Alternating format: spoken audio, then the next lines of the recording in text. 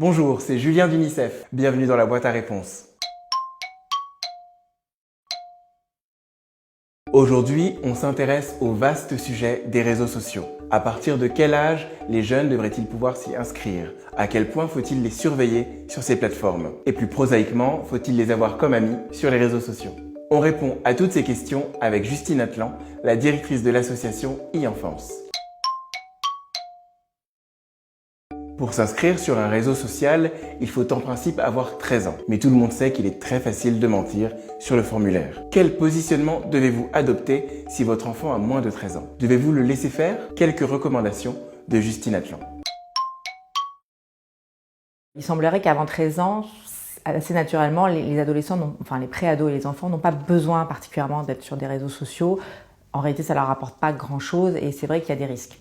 Maintenant, la réalité, c'est que la majorité maintenant sont inscrits avant 13 ans parce qu'ils mentent sur leur âge, parce que c'est du déclaratif, donc il suffit juste de changer son année de naissance, etc. Et il faut savoir aussi que pour la majorité, les parents sont au courant, voire complices. Donc en fait, il semblerait que les parents sont pas très inquiets du fait que leur enfant s'inscrive sur un réseau social avant 13 ans et participent largement à ça.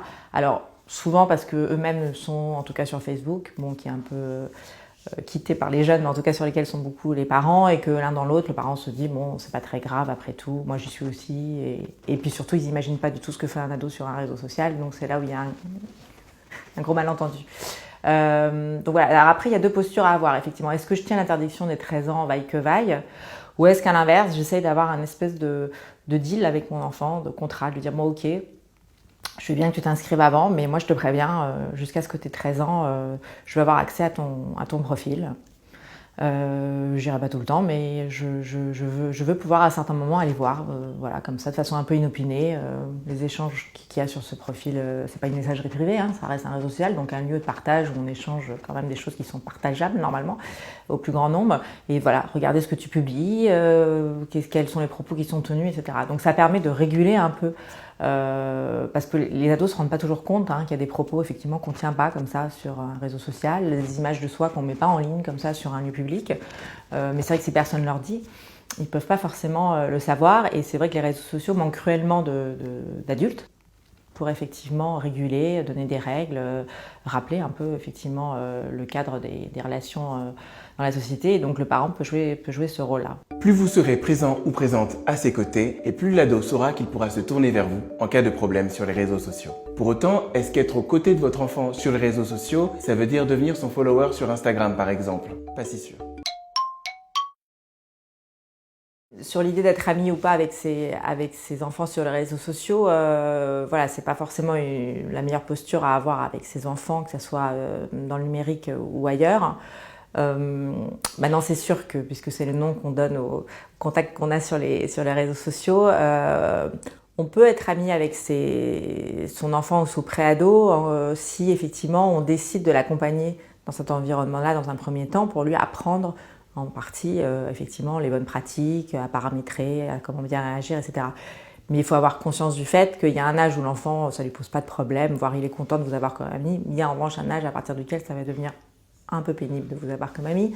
Donc il va soit vous bloquer sans que vous vous en rendiez compte, soit se créer un autre profil. Il va abandonner, quasiment plus utiliser celui sur lequel vous êtes ami, en tout cas le réserver à sa famille, donc, et celui sur lequel il est vraiment actif avec ses copains, vous n'allez pas être amis, mais vous n'allez même pas savoir qu'il existe. Donc il ne faut pas être naïf, voilà, sur la pérennité de cette amitié numérique avec votre enfant. Ça marche au début, après il faut plus y croire.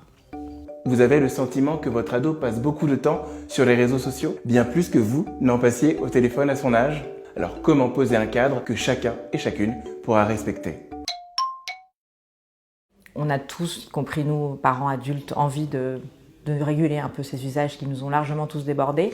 Donc il faut en profiter en général pour l'accompagner à la maison, y compris chez les ados. Maintenant, il faut avoir conscience du fait que même si on n'est pas obligé d'avoir les mêmes pratiques qu'eux, il faut aussi être un peu quand même vigilant sur nos propres pratiques. C'est-à-dire on ne peut pas interdire le smartphone pendant le dîner, mais soi-même regarder ses mails ou ses SMS qui arrivent parce que c'est le travail, parce que c'est ceci, parce que c'est ce que là. Il faut être capable, nous aussi, de réglementer ce temps-là, voilà, de le consacrer aussi à son ado, de lui dire voilà, c'est du temps que je te demande de me consacrer, mais je vais te le consacrer aussi ce temps-là. Ça, il faut être vigilant là-dessus. Après, oui, je pense que c'est très important effectivement d'avoir des repères. faire. Souvent on dit qu'il vaut mieux arrêter les écrans 2 heures avant l'endormissement typiquement.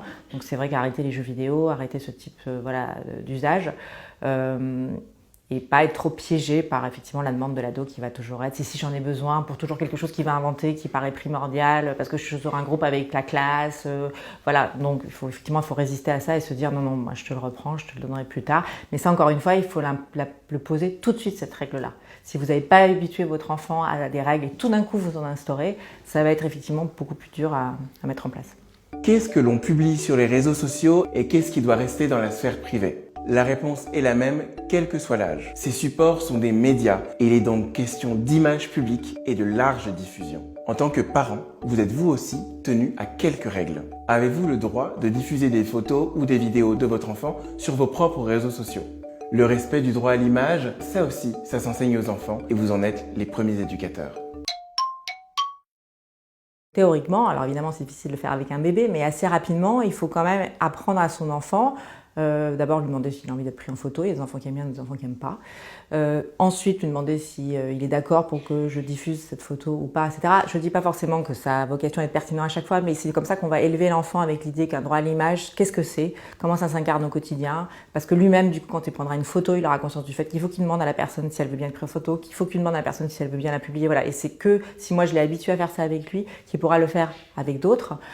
Et effectivement, ça va être compliqué pour des parents qui ont massivement diffusé les images de leurs enfants quand ils étaient petits, à un moment de leur dire « t'as pas le droit d'aller sur les réseaux sociaux avant 13 ans ». C'est un peu dur à tenir comme posture si moi j'ai utilisé comme ça. Et puis il faut avoir conscience du fait que du coup l'ado, quand il s'inscrit en ligne, il va hériter entre guillemets de toute cette vie numérique qu'il n'a pas maîtrisée mais que son parent a mis en ligne de lui. Avec des images qu'il n'a pas forcément envie d'avoir, parce que les images que son parent a mis de lui dans une baignoire à 8 ans, ou avec son appareil dentaire, ou avec ses oreilles décollées avant ceci, cela, c'est des exemples qu'on a souvent, quand il a 14 ou 15 ans, il n'a pas envie du tout que ça revienne, ces images-là, ou qu'elles soient publiées, etc. Donc c'est des choses qui sont très désagréables à vivre. Alors je pense que les ados d'aujourd'hui seront peut-être plus respectueux de ça pour leurs propres enfants parce qu'ils l'ont vécu. C'est vrai qu'aujourd'hui les parents ne se rendent pas tellement compte, mais c'est vraiment un point de vigilance sur lequel nous on essaie de faire très attention et vraiment de dire aux parents quand vous mettez des photos en ligne de vos enfants, faites en sorte qu'ils soient absolument pas reconnaissables, montrez pas leur visage. Sur les réseaux sociaux, la question de l'image est très forte, particulièrement pour les filles. On leur demande d'être belles, d'être dans le paraître, de se mettre en avant et de publier des images d'elles-mêmes. Parfois, ça bascule et on leur demande des images intimes. Comment vous, parents, pouvez gérer cela? Il faut autant éduquer les filles, effectivement, à ne pas tomber dans ce piège-là et à se dire que si un garçon les aime ou est amoureux, même si elle refuse d'envoyer une image, ça ne changera la relation. Et si ça change quelque chose à la relation, c'est que finalement, il n'était pas si amoureux que ça, que ça valait pas la peine. Et pareil, il faut éduquer effectivement les garçons au fait de ne pas demander ça à une fille. Si la fille a envie de le faire, elle le fera. Mais on n'a pas besoin d'aller lui demander ou d'aller lui mettre la pression comme on voit souvent dans les échanges qu'ils ont, parce que souvent la fille va faire au début et puis le garçon va redemander, va revenir à la charge pour en avoir, voilà. Et donc ça, effectivement, il faut éduquer. Il n'y a pas que les parents de filles qui doivent éduquer, il y a aussi les parents de garçons qui doivent éduquer effectivement leurs enfants, ça se passe à deux. Merci beaucoup à Justine Atlan d'avoir répondu à toutes nos questions et merci à vous de nous avoir suivis. On espère que cette vidéo vous a plu et qu'elle vous sera utile.